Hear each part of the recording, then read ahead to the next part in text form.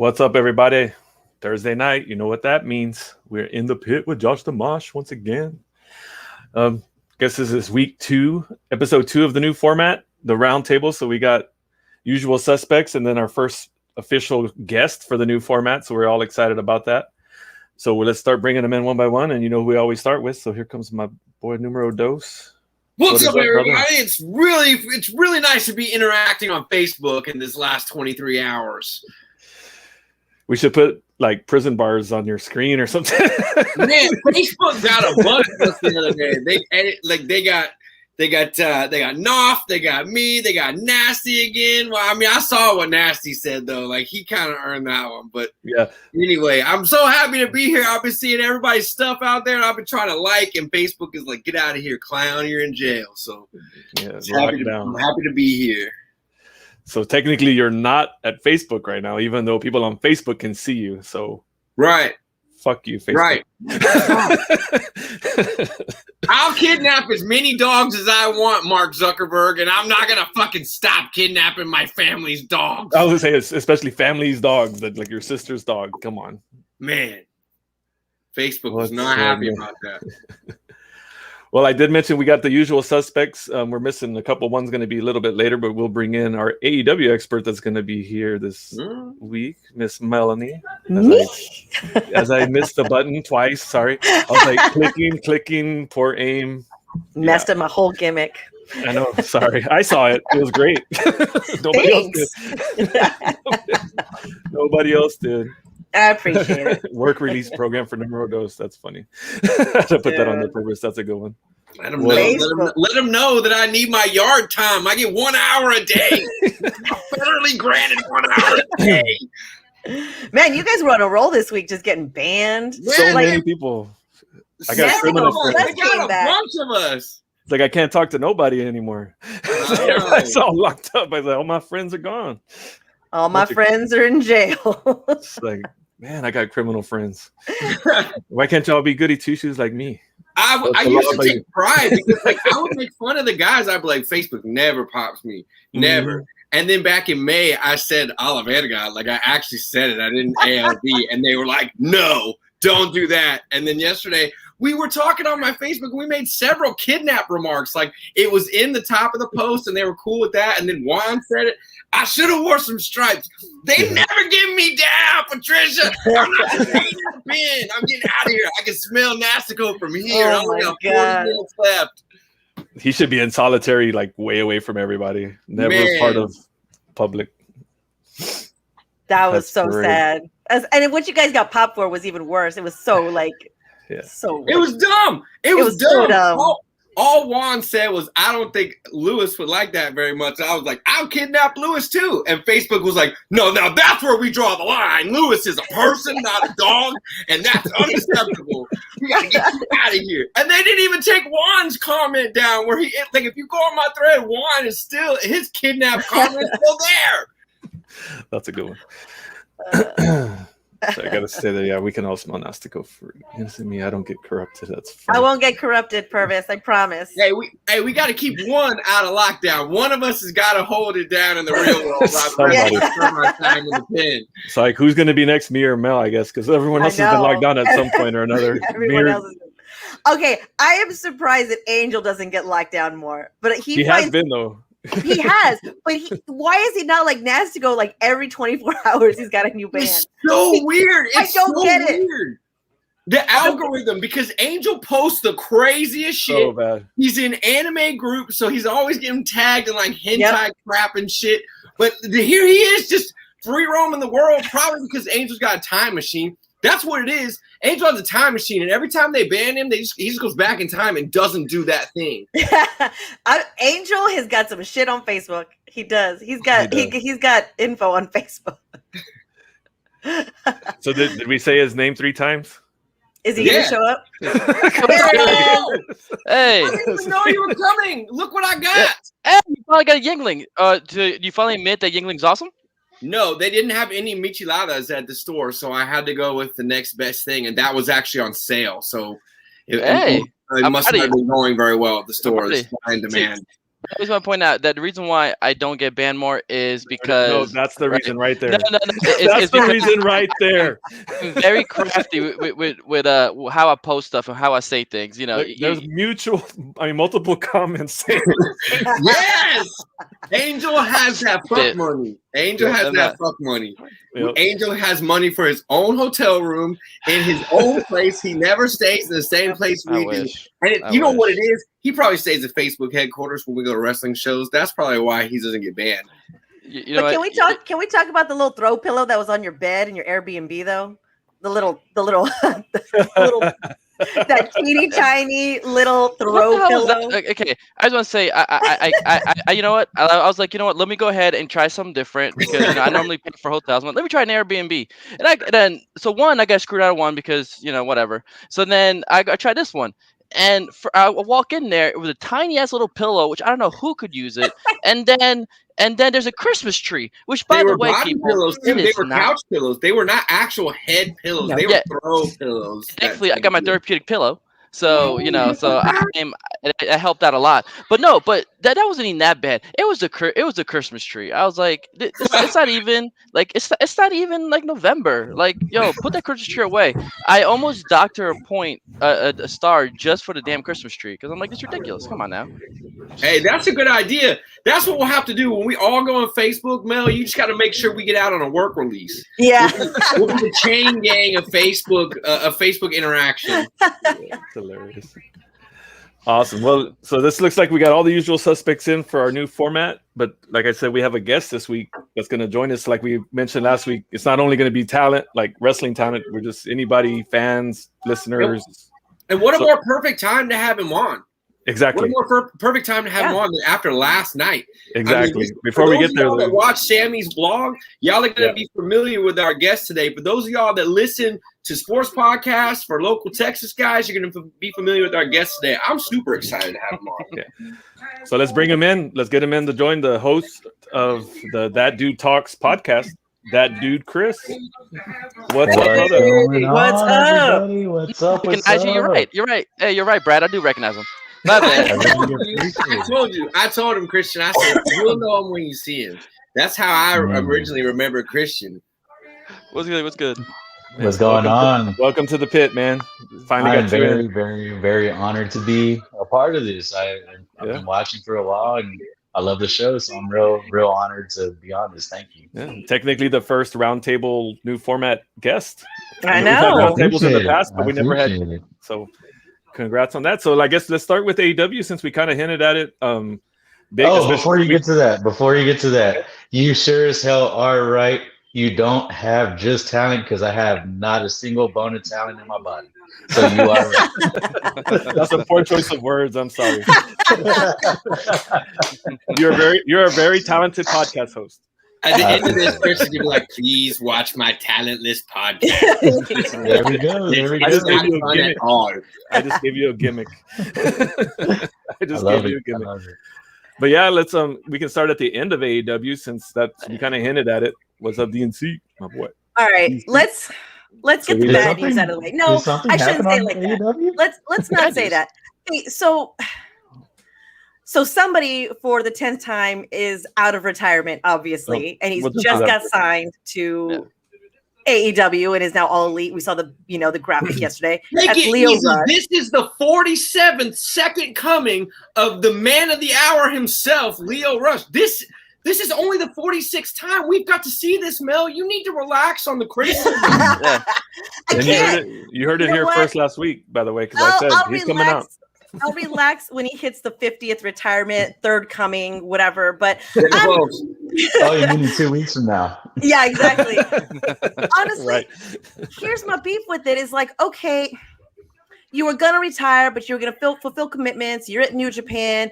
You were here. You were in the Indies. But like, does AEW need another signee? No, they don't. The men's roster is already starting to get bloated. The tag team roster is bloated. The one thing that is bare bones is the women's roster. Why are you not signing women?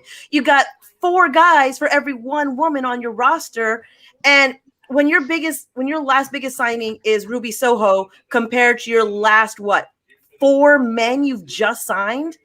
That's ridiculous. It's getting ridiculous. And I love AEW. You guys know that. But it's okay to complain. And that is my complaint. He's retired. They're close. They're real close. It's like Terry Funk, Leo Rush. Dude. Bonita. Bonita's another one.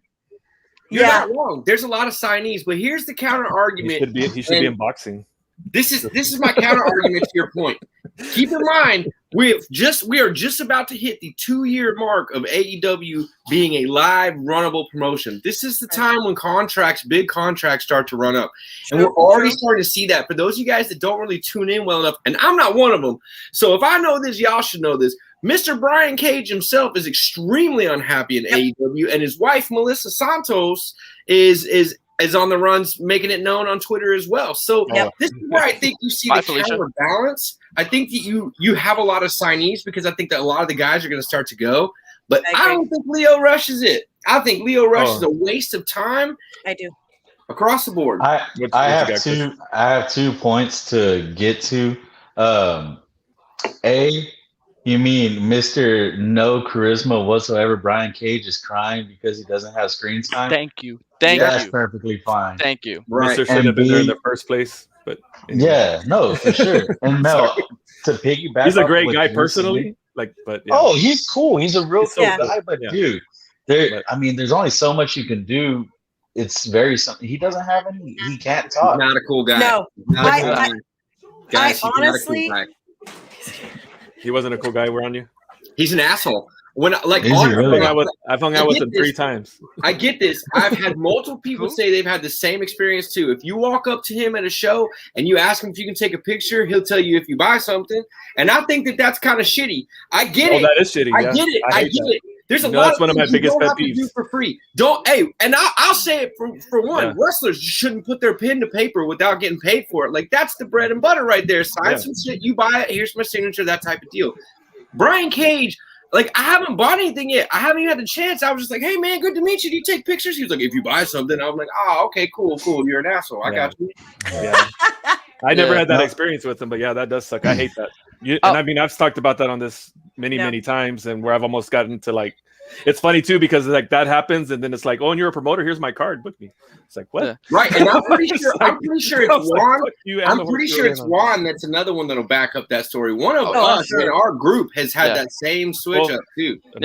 This already went. No, I will never listen to me, and I don't give a fuck. I know I'm just one vote. But I will never cheer for a wrestler who doesn't engage or interact with his fans in any way. And I really want to put MJF on blast right here because even if MJF is a piece of shit, his whole gimmick is being an asshole. He interacts with his fans like he's there.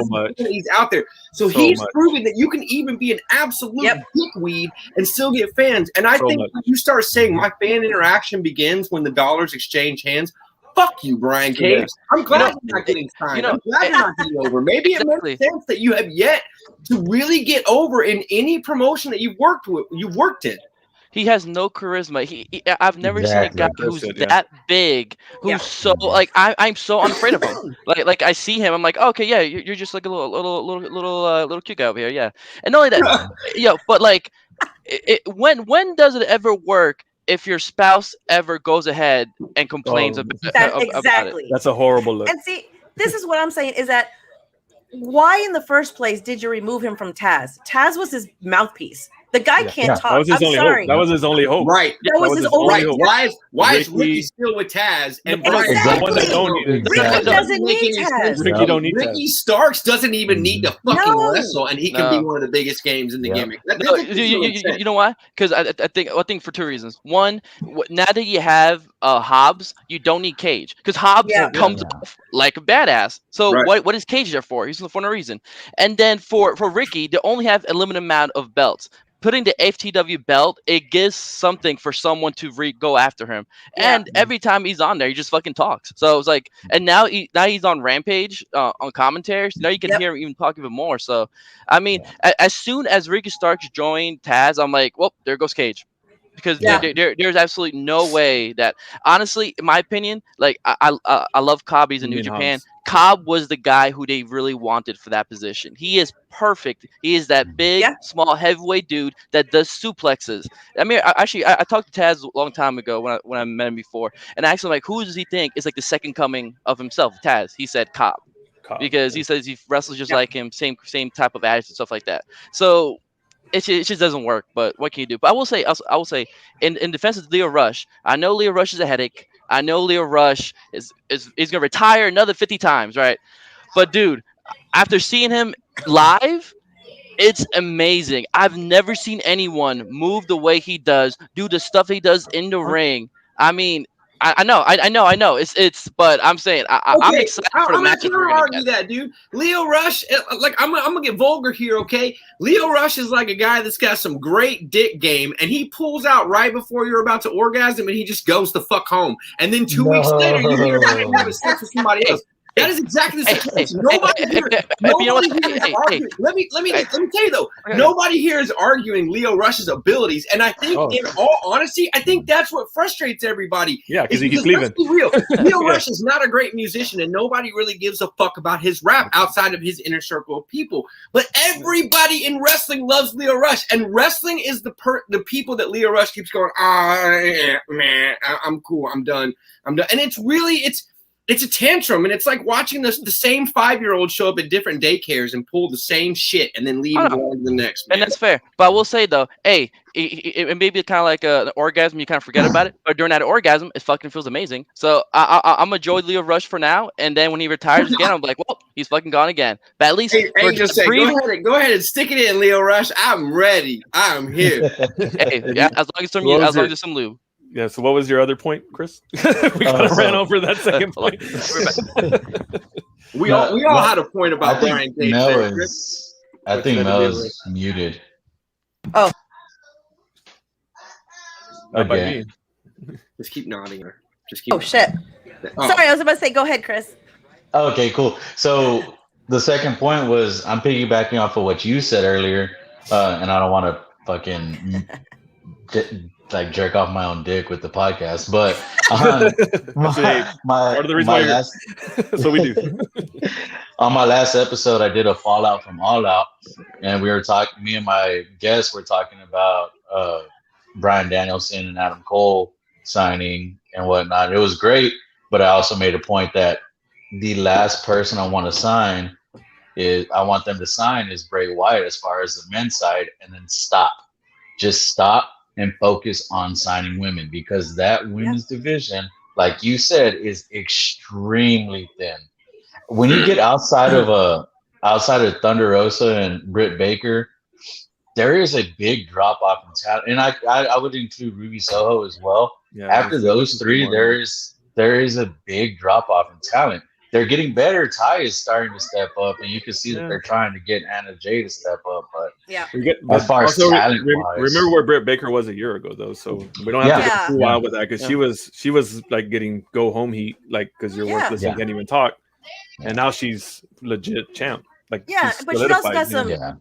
She's also got some cheap heat. You know, she knows how to get the cheap heat with some of her comebacks and some of her put downs. Whereas, you know, how can you not get the crowd to boo or by saying some of the stuff that she does, or get to cheer by saying some of the stuff she does? But she figured it out. She figured it out. She figured out the formula. Yeah.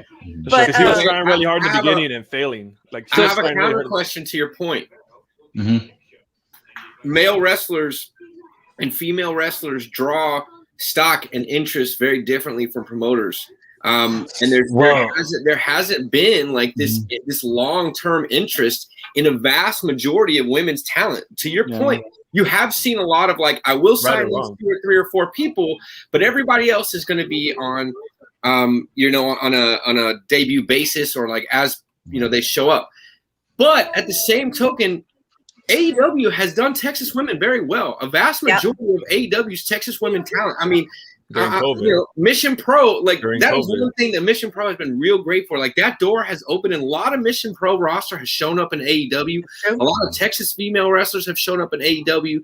So it's the counter argument is like, is it more so that like all of the women are getting these tryouts for, like, are they doing it in reverse with the women? Like, are they signing all the guys and then they making the women earn the contracts? That's kind of how I feel, because you had Thunder show up from NWA, and that was one of the craziest scenarios, and that panned out so well. And then she was there for a long time before she got signed. Not with NWA. She was there a long time. Not with AEW, and then all of a sudden it shows up she's signed. So that's why I'm saying, like, I wonder if they're just slow playing contracts with women, like, and that's not really fair. That's not right. Like, they should draw the same interest, and AEW should be willing to find female talent that they're willing to put on 2-year contracts. But that's my take. That's how I feel. I feel like they're making the women work harder for their contracts than they are the guys. Yeah. I think so too, and they have to, because there's such limited time available. And they're giving 80% of it to the men. That's exactly it. It's like they should be giving more to the women. I understand that some of the women need to up their game more. You know, that's what they were doing. I feel with, like, even though Allie the Bunny was with Impact, she still needed to up her game more to be on a certain level. Same with Penelope Ford. Same with some of these other ladies. Unfortunately, I think that the trigger was pulled so fast on some of the women talent at the beginning that they didn't know what they had and what they didn't have. They just knew about their popularity, or they just knew who was available. And I don't think they knew. They just knew of them on the indies and the popularity. And now I think you're right. I think they are being a little bit more cautious, because they're like, okay, we cannot make any more of those signings where we have to train them. They need to know what's going on. To be honest, I think another issue really begins is if you remember, like, the person who's really booking AEW women is Kenny Omega, and not anymore. This whole relationship. That was a late topic. I was gonna come in later. I know. But before let's get to know. But I'll say though. Involved in booking right now. Zero in booking. But outside of that, if you notice, a lot of their roster was Joshi wrestlers. I think they really depended on they were going to go hard on Joshi wrestlers. See, there you go. See, Justin said the same thing. Give me 1 minute, buddy. So they built on Joshi wrestlers. Once pandemic stuff happened, then they really we have to look around and see what American women talent they are. But that was when Kenny Omega was in charge, and now he's not in charge anymore. Exactly. Kenny Omega was bringing the Joshis because those are his people. Exactly. That's what I'm saying. I think they focused so much on Joshi so early on that now they're like, crap, what good women are out there. But I think having someone like Thunder Rosa there and Mission Pro, I'm hoping that he can start signing a lot of them, because I mean, I'm not gonna lie, like the stuff I see in AEW with some of the women, sometimes I'm like, oh, why would you show that? But then I know there's better. No offense to the women on there, there's better women wrestlers out there that can put on a lot more main event talent. So every time I see it, I'm like, I want to cheer for you, but it's like kind of like Numero Dose's point though, is like, there are talented ones, and they've had them on Dark, and they've had them on other shows, but they're not signed, and they're gone, and like they're having to do it in reverse. Okay, so here's the other side to this coin, because there's a very overwhelming thing that you notice. The names you guys throw out: Thunder Rosa, the Bunny, Britt Baker. These are gimmicks. Female gimmicks get over. Like, there's, as shitty as it is, like, there's still a level of sex appeal that dictates where your contract kicks in and where it doesn't. Like, those names that you popped up, if you look at all of them, Thunder's the only one of those names that we talked about that doesn't include a large amount of sex appeal in her gimmick. So Thunder Rosa, in a big part of it, is the one that's had to work her way to that. The Bunny was there. She wasn't talented. She wasn't as talented as other people, but she was pretty. Same with Britt Baker. Britt Baker had to her husband was own, and eventually they had to embrace the heat to get her back over. But those are two very sex appeal based characters. They're out there, but they're all gimmicks. And I really think that's what it is. I think when it comes to the women talent, the AEW fan base wants gimmicks, and I think that's where AEW has to get creative. You can't have a 3-on-1 on Dark with random dudes versus Big Show. Not that RSP's random. Sorry, Mike. Right. But you have that level of creativity. You have that level of the guys getting that opportunity, and then you have women struggling for time. You can't do that. You could be just as creative. You could easily have a 6-way women's tag match on Dark and feature 6 women that aren't on all the time. I totally agree. There's a lot more women who need TV time, and the only way to help them is to give them a platform. Yes, you have them in singles, but you can also put them in tag teams, and you also need to find tag teams, because if I hear that they're coming out with another I don't know if the rumors are right or the rumors are true, and they're talking about this trios tag team for men. That's another belt for the men to the one women's belt. You know what I mean? I get it. You don't And have they're women's talking about tag.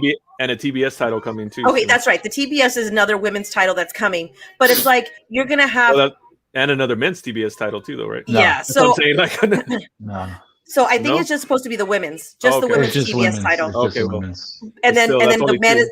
the men is gonna be on TNT. And I said, you know, this whole thing, I know things went haywire and left field with this whole tag team thing that they had going on when they had to break up Ivelisse and Diamante because Ivelisse went Ivelisse, and She became a diva like always.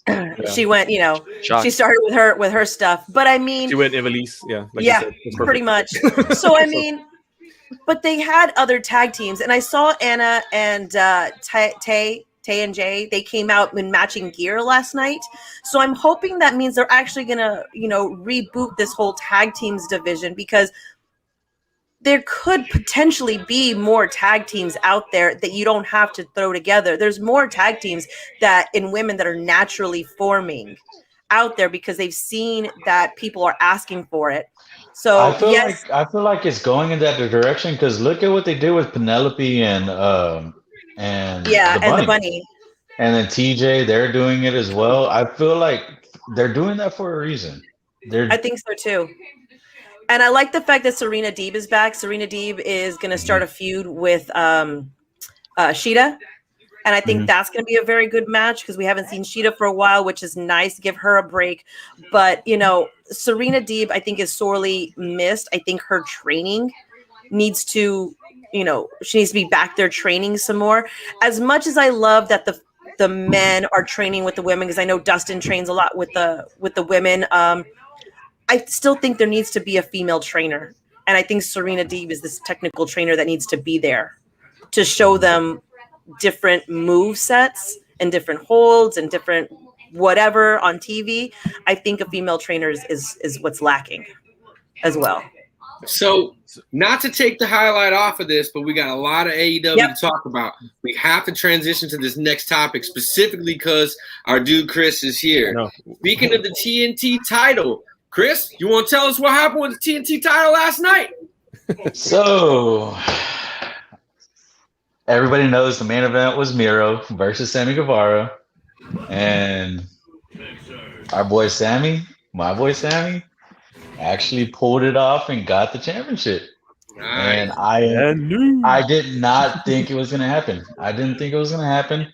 I thought some shenanigans were going to happen and they were going to draw it out to full gear. But especially at the beginning when Miro was dominating him, I was like, okay, damn, they're really going to do Sammy like that. I thought they were going to do him the way they did Fuego and just get squashed and make Miro look like a monster. And started seeing Sammy get a little offense, and then Miro shut it down. A little bit more offense, then shut it down. For the record, though, when I saw the match announced, I called my son that now lives in San Antonio and told him that, hey, Sammy Guevara is going to win the title on Wednesday night. Just saying. Yeah, I kind of thought that too. Like straight up, I would have bet the house. Sammy. I would have bet the house. Y'all remember old school WCW? I think it was perfect timing. When the cruiserweights were stuck underneath the main roster.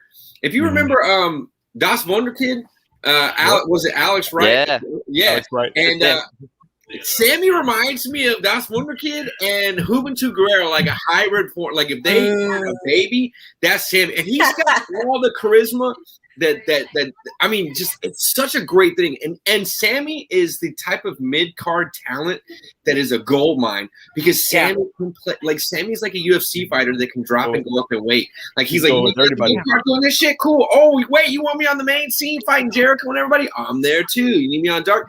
He is a flex player for AEW. Yeah. Sammy G, as much as people rag on him for shit and just being a different type of guy, like Sammy G is his own personality. He is. It's over. And that guy is going a lot of places in wrestling. And last night proved it. See, and that's why I feel like it was smart for him to take the title off of Miro, because it shows that he can take it off of a big dude. Yeah, exactly. He can go toe to toe with the big guy and it's believable. And it was believable. Miro hasn't lost a singles match since he's been there. the fact that Sammy's the one that did it put Sammy in an amazing position. More than you can see right off the bat. Like, oh, Yeah. he won the title, yeah. But if you look deeper in that, he beat Miro, who was undefeated, who looked like a monster that was running through everybody he was wrestling against. He hung in there with the big guy and beat him. So it's believable if a year from now they want to put him, and that'd be awesome if it happens. I'm not sure if it will, but if they want to put him in the world title picture, well, he beat Miro. Let's see who he beats. If he beats Bobby Fish, which is surprising. I want to get to that here in a bit as well. Me too. But if he beats the big names, then why not give him it's more believable if they do ever give him a world title shot. Right. So, but when it happened, dude, I'll tell you what, I lost my shit. I was gonna say, so how was the reaction at your house? Lost it, dude. My whole family loves Sammy. Anytime, and if you saw one of the vlogs where he wrestled at GCWA, you'll see in the next morning he was leaving my house because he crashes here all the time when he's down here. So my whole family knows him. They love him. When they saw that he was getting a title shot, it was like a freaking watch party here. All of us were here watching it together. So when it actually happened, we all lost our shit. It was nuts. It was awesome. How can you be like, honestly, like when you think of Sammy G and Texas wrestling, like Sammy G's one of the originals, like the elites from this last chapter of Texas wrestling that put Texas, like, not back on the world, but just, you know, like we're like a lighthouse. Like every once in a while you just get a bright beam of Texas wrestling all over the fucking place. And Sammy G was one of those guys in this last crowd that, like, his indie matches were so special. Like he would come out, he would give it all. He was Mr. Wrestle Circus, wasn't he? Yeah, something like that. Yeah, like he was one of the last champions. Like he lost the title in '91. It was a crazy match. Like Sammy's always been involved in these polarizing, white hot storylines because his talent can back it up, his personality can back it up.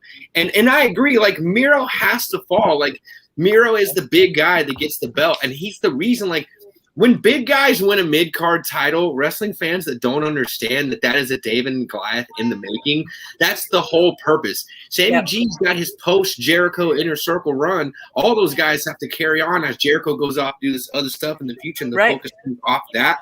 This was a really big opportunity to continue to show that not only does Sammy belong, but the last 2 years that he's been here are legitimate. He was in Inner Circle for a reason. He was in the main event picture for a reason. And Miro underestimated him, and I thought it made for a great story. I thought it did too. I love the fact that the whole buildup is as well. Like it's if you've been watching him since he's been in the Inner Circle, under like the tutelage of AEW and stuff like that, and Chris Jericho, they've been teaching him to when to throw his tricks. So you haven't seen him do some of his tricks every match like he used to do because it's not the indies anymore. You've got to throw it. So when he pulled out the Spanish Fly, it was just that much more special. And the fact that he did it with hey buddy, and the fact that he did it with Miro was crazy. Super impressive. So I mean, I love the fact that they've taught him, like, okay, you don't have to do the Spanish Fly off the top rope every single match. Throw it when it counts. And I feel like he's learned a lot and he's grown a lot. And you saw that growth in that match last night, and that's another reason why he earned it. And the fact that he did it in the middle of the ring, I had never seen him do the Spanish Fly in the middle of the ring before. It's usually off the top rope where it was literally Miro was running at him, and it was like perfect, like butter hit it. It was so smooth. Yeah, and two things actually. So one, it was funny. I was watching with my female friend, and she doesn't know much about wrestling. She's only watched it she's only watched like maybe three times in her life. Justin Kyle wants to know who you're talking about. It doesn't matter. It doesn't matter. Anyways, but she doesn't. So she doesn't know much about wrestling whatsoever, right? But she was so captivated by that match. She was like, "Oh my god, this dude's killing him. What's he gonna do?" When he won, she jumped out of her chair like, "Oh my god!" I was like, "Oh wow, is this like seeing it from a person who doesn't know like how wrestling works and all?" It was just a great story. She's a big monster versus little guy. Yeah.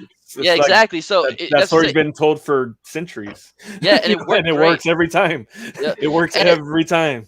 And what I love too is if you notice, they actually kind of led on to there's something like it was going to happen, because if you remember MJF's promo, he mentioned they're the 4 pillars of AEW, and one of them was Sammy. So it's like, They've and been so it's seen like, better okay, since the so they're already beginning. kind of hinting. It's like, yeah, this is the dudes that we're using. This is what we're building. When Yeah. Kenny Omega finally he's broken out, he can't do no more. When freaking CM Punk and Brian Danielson, no, Yeah. these four guys are gonna be there, and they're doing a great job with them. So I'm excited. Like I was super happy for Sammy. It's great.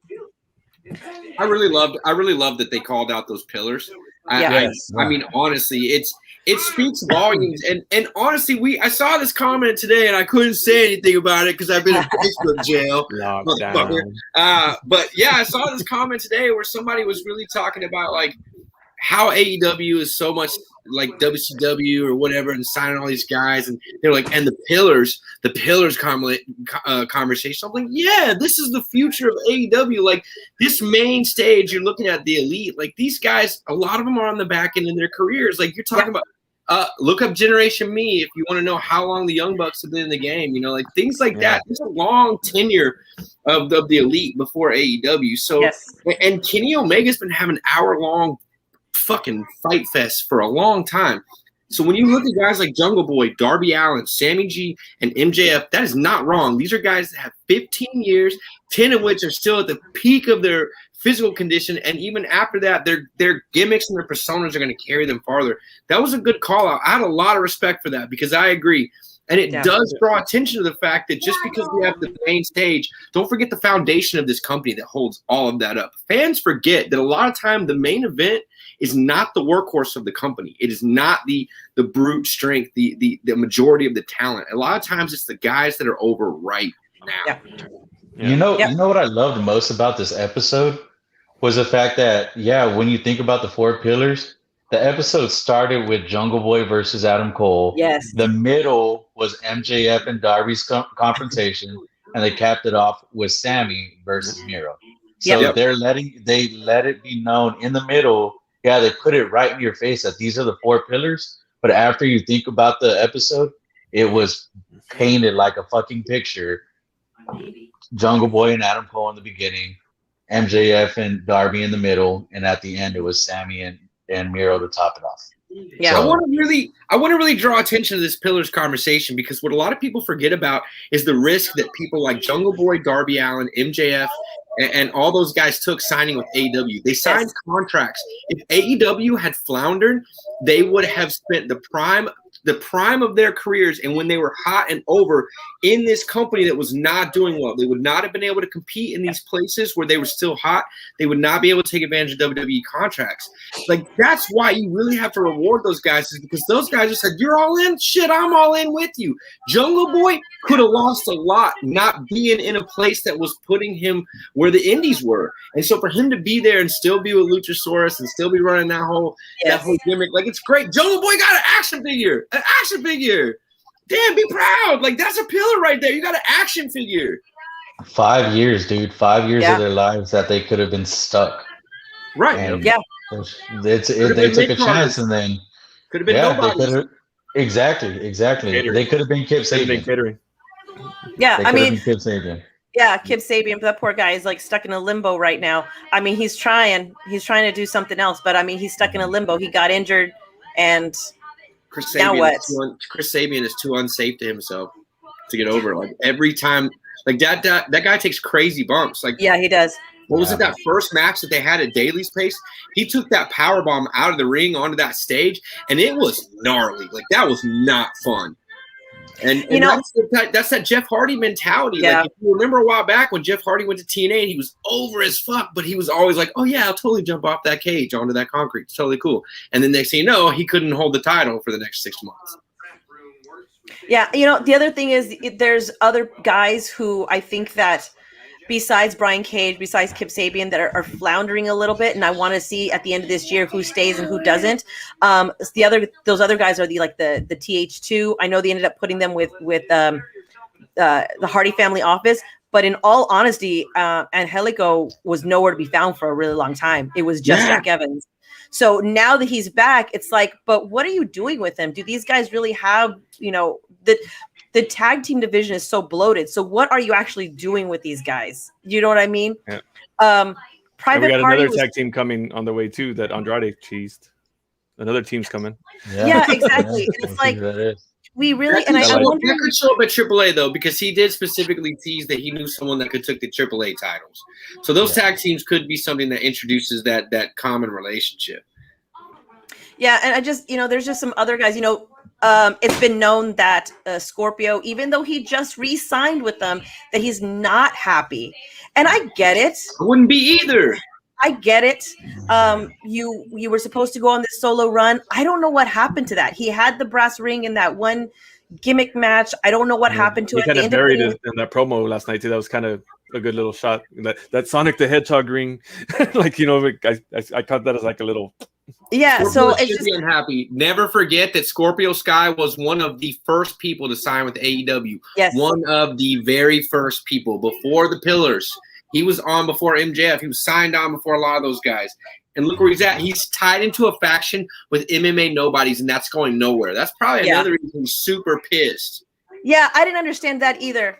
What's that, Angel? I'd love to hear more. I was muted. No, I'm sorry. I was muted. No, they're by the way, they are definitely people. By the way, the ATT has one of the best rosters in MMA. So I'm just saying. So it's not a whole bunch of we didn't say they weren't people, but there's a proven gimmick. There's a proven algorithm in wrestling, an equation. MMA wrestlers don't belong. Like nobody really remembers Ken Shamrock following.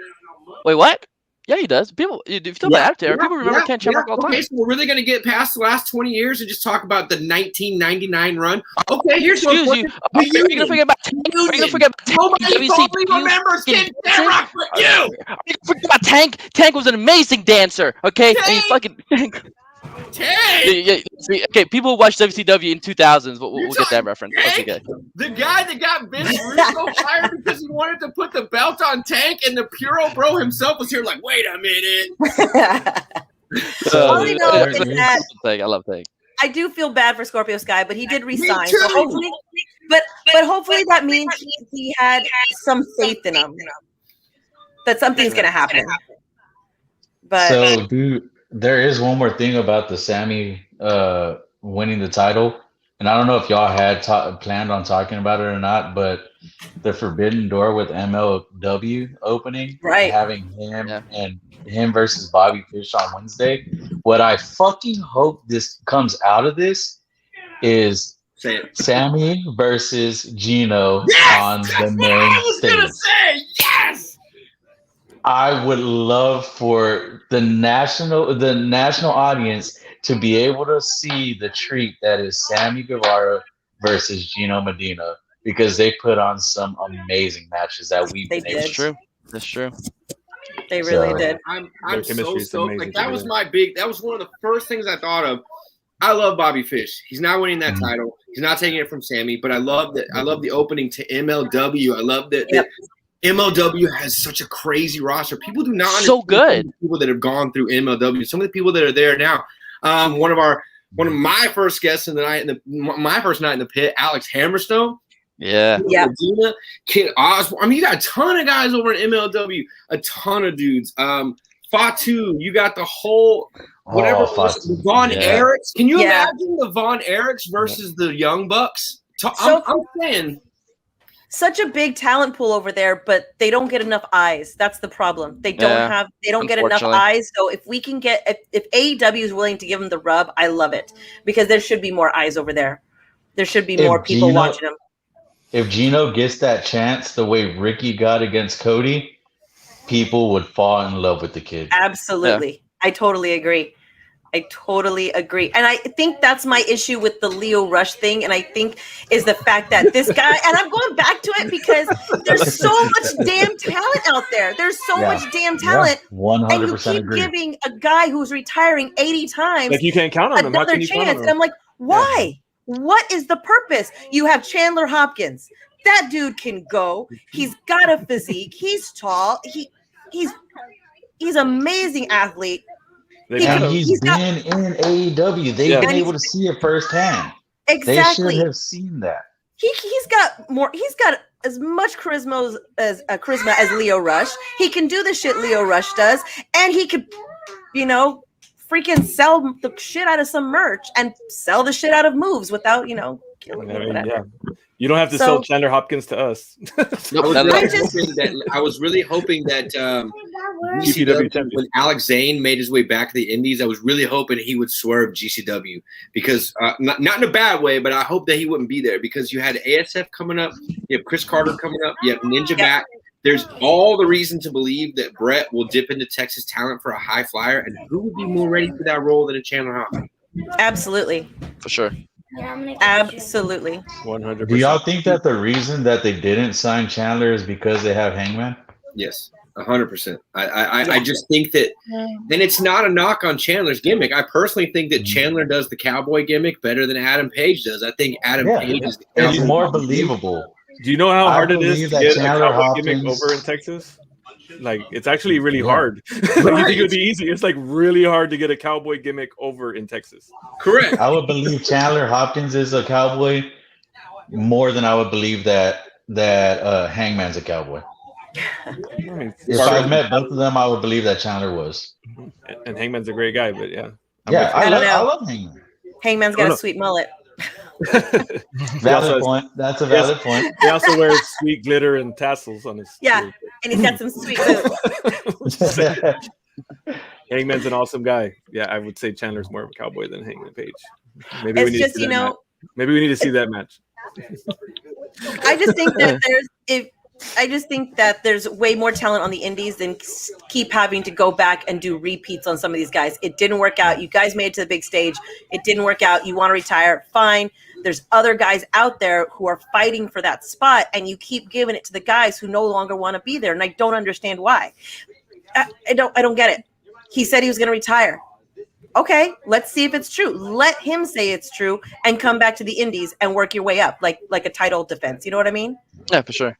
I don't know. So hey, go ahead. Wait, before we go, because I know just before you transition out of AEW, I just want to point out, seeing Homicide come back, show up on TV, and seeing the fucking reaction he got. Oh, dude, I fucking love it. That's actually a really good segue to my next question.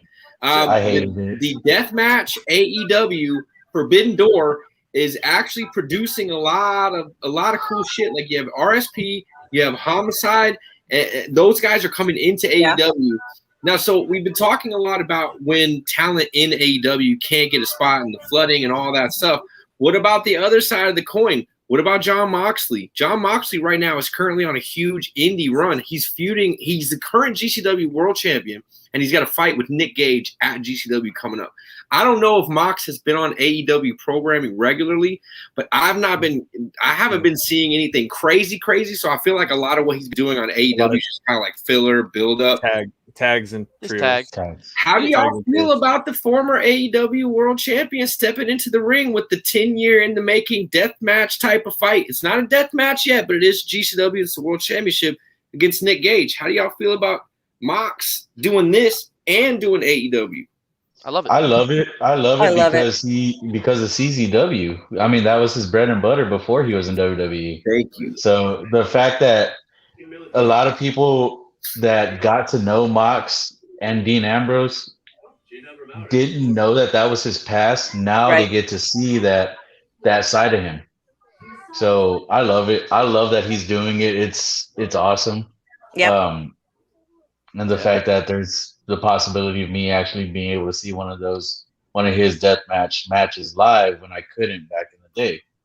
Just the fact that I'm not saying that I'm gonna travel for it, but the fact that the option is there is fucking awesome. I love the fact that he's doing it. I do too. Yeah, I do too. I would love for him to not beat Nick Gage. I think that, or I would love for him to beat Nick Gage. Like, I love Nick Gage. I'm MDK all day. But I think that Nick Gage is carrying that persona that brings that big, like hoss fight, top of the game fight. Like, I know Nick Gage is like 57 or whatever, but this is a big fight. And I think that Mox needs to win this one because I think that Mox is on an upper echelon level run right now. Like when you talk about dog-tier runs, like he's run through the WWE and then he was like, yeah, this is old. And now he's run through AEW. He's like, wait, he got all those championships, got all these. Yeah, he's over there. Like, all those championships. Go to Japan, get championships. Like that's just he's been going everywhere. Yeah. Like everywhere we talk about on this show, John Moxley's been a champ. It's like everywhere. Absolutely. Like it's a fact. He's got that effect. I would say he's on a 2016, 2017 Kenny Omega style run. Like he's got that level of popularity and all the doors are open. So he's able to make those transitions and those appearances that a lot of people aren't. And I think GCW is the perfect place for it. Oh yeah, for him. And I'm sure he's looking forward to it and licking his chops because he's like one of the biggest Nick Gage marks like ever. So it's just like now he gets to work with him again. He worked with one of the very little in the very beginning, that one match when Mox just wore regular tights and looked like a regular freaking talent, you know, back in the early days. Pink hair. Pink hair and I think green tights, I think it was. So it's like really quickly, you know, to use that as a segue into like GCW and the indies and stuff like that. You know, GCW has proven though that when they were in New York, when, you know, New York Athletic Commission, we've talked about that, doesn't allow bleeding, doesn't allow dives, doesn't allow a lot of stuff, but they still put on a damn good show. And they're not all about that. But it's not only them. They have a lot of talent on that roster that can do they have all. a lot of talent in that roster, and they were able still to put on a really good show, even with the Athletic Commission. So I think that should be a signal out for everybody saying, hey, we don't need this blood. You can't keep calling us just a certain niche or whatever. We didn't need to do this. Yeah. We're actually putting on damn good shows. We can, and we do it badass, and we will continue to do it, but we don't have to. But they don't need to. Yeah, but they don't need to because they still put on really good shows. Yeah, they don't need to be pigeonholed as, oh, that's just a deathmatch company. Yeah. You want to go see crap like that, you know. And then you saw on their last show, Emo Fight, Effie took the title off of Matt Cardona, which is another really fun thing. So Effie's been trolling Matt Cardona, so it keeps him in the whole, you know, picture as well, which is really fun. So I love what they're doing over there at GCW. I think it's great. Did you see what Effie challenged Cardona to? I did not. He said, "I'll let you have a challenge for your title back, but you have to put your GCW career on the line." Oh, okay. Yeah. So we might be. I mean, probably he's going to get the title back, but I think like what Cardona's doing, like they're really playing with this in GCW. Like just the fact that Effie's like, hey, put your GCW career on the line. Like they're talking about Cardona like he's been there for 30 years. Yeah, exactly. For 30 minutes. And I think it's great. Has he had like 4 matches? Like how many pretty much. If that, I think he's only had 1 actual match. No, 2. I think he had 2 actual matches. The one that he lost his championship with was an unexpected moment. Yeah. He was in there bitching that they hadn't cleared out the ring. Right. I love his run. I love it. I do too. Yeah. And I think I don't care what anybody says, GCW right now is the most creative promotion on the indies, right? Most creative right now. Emo night was cool as fuck. If y'all haven't seen Jimmy Lloyd dressed like freaking what's his name from the lead singer of My Chemical Romance, it's good. They all showed up to that show. Chris Carter was on that show. Yeah. As he should have been. Yeah, he didn't get to make his AEW appearance the next night, though, because remember, he'd announced that he was going to be on Dark or going to be on one of the shows they were filming that night, and then, like, as the day went on, they had to push his match, but that would have been cool. Some change on AEW. Change. Yeah. I agree. But, yeah, I'm stoked about what's going on in the indies, especially, like, GCW and what they're doing. What is it, PWG in California? They're also doing some really good stuff. Tommy End just won, not Tommy End, Malachi Black. I don't know. What is he going on the indies by? Is it? I don't know. Malachi Black? I think Malachi Black. Yeah. So he just won a tag team championship in PWG, which, like I said, you know, this I know it all goes back to the fact that, or not Brody King. Yeah. I said Brody because the last love night. that these guys can. It's not a sort of thing where you're like, okay, I win a title, but I can only defend it once every 6 months. No, they're actually letting them go and defend it and actually work the indies, just like Moxley and GCW, which I absolutely love because it all keeps. Because it also keeps the indies alive as well. You know what I'm saying? It's keeping these promotions going. I love it. It doesn't hurt. It doesn't hurt. Spread the wealth. Spread the love. Yeah. So we can do we have any G1 coverage this week? Yeah, no, I mean I don't have any pictures because I legit just came here. Yeah. I can talk about like the major stories. We got a few minutes. Yeah. Let's hop around Japan for a little bit. So right now, I'm not gonna lie, I'm still one day off. One thing about the G1 is, once you miss a day, you're fucked because now you're back like 2 events. Like I'm down one event, and I'm gonna watch it tonight. But yeah, no, I it was because I was watching a lot of stuff like over lunch. Don't worry, I'm gonna get to Evil in a second. So right now, I'm telling you the major stories right now because of Naito not being in the G1. Now the story has changed now. So now Zack Sabre Jr. is actually the in the lead now to actually go ahead and start winning because he tapped out Shingo and he tapped out Ibushi. Ibushi hasn't tapped out in years. So that is a major thing. That is a major thing. Yeah, props to Evil, man. I know it's hard for you to do. Okay, well, hold on. Okay, I will get to Evil in a second. Give me a second. Okay, so then, so the other guy that's big on there is Okan. He's another guy who's unfortunately doing a lot of. He's actually in the lead for some fucking reason. I don't know. I understand that. But Okada, he's back to his old self. He's right now he's undefeated. He's doing his Rainmaker and he's kicking ass, which is wonderful. I love it. Evil, unfortunately, is also in the lead for his block as well. He beat Taichi. Unfortunately, he's gonna win the whole thing. He's gonna win the whole thing. Completely unbiased coverage. Excuse me. Listen.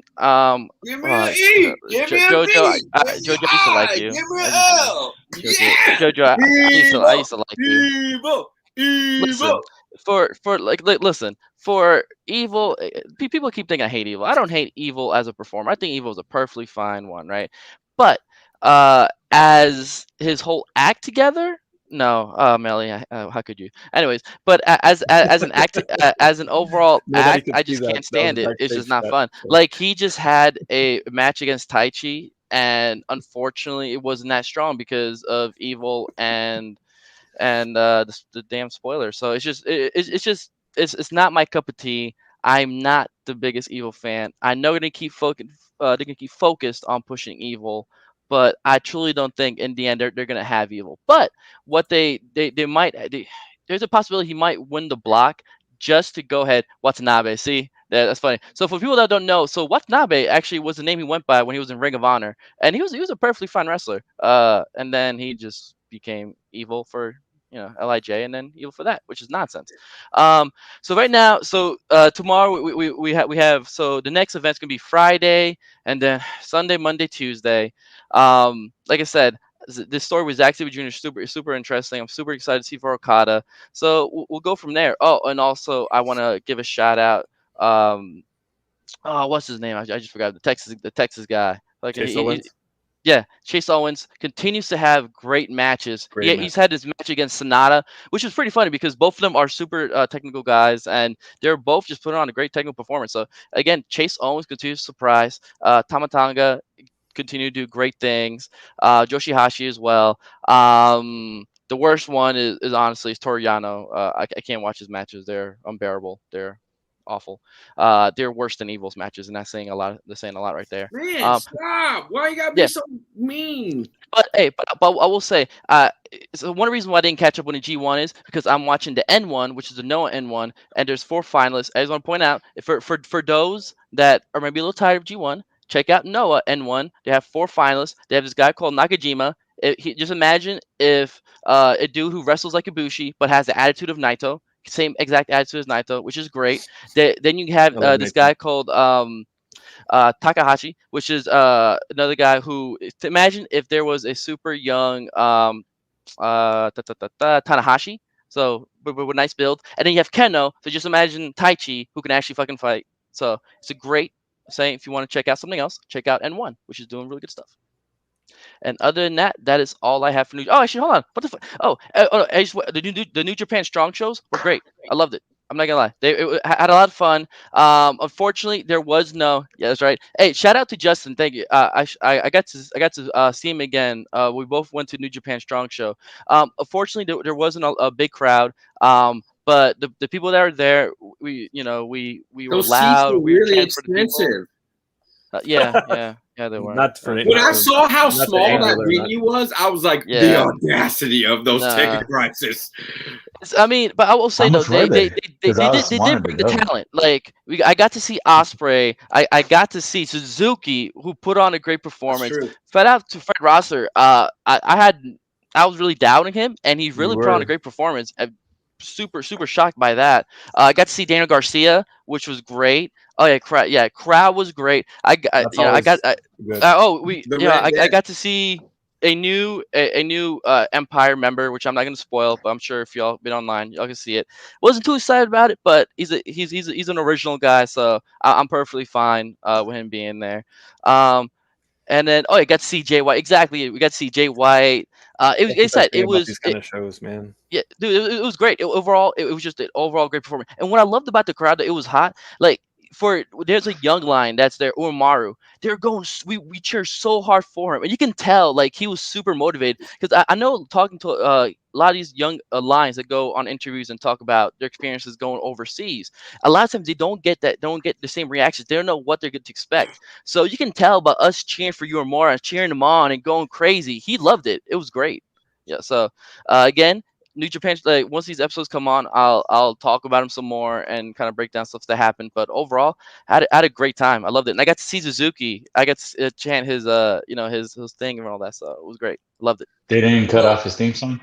Nope. Oh no, there was no cutting off his theme song. I'll tell you right now. And he spoke a little of English. Someone tried to come out to him, and he said, "I speak a very little English. Fuck you," and that went over super high. Yeah, I saw that was wonderful. That was wonderful. Yeah. Suzuki's America run is amazing. Like for those of Finan- y'all that it's don't know, everywhere. like that dude is Fucking here for a wrestling couple everywhere. of months. He's booked all over. I Everywhere. literally bought GCW's Highest in the Room just because everybody was like, you gotta watch the show. It's crazy. I typically don't buy GCW's non-all deathmatch shows, but ASF was in the Scramble with Ninja Mac. He killed it. Dante Leon was on that card, and the main event was Suzuki versus John Gresham. It was crazy. It was crazy. It was a good match. It was a good show. Like that was a really good purchase.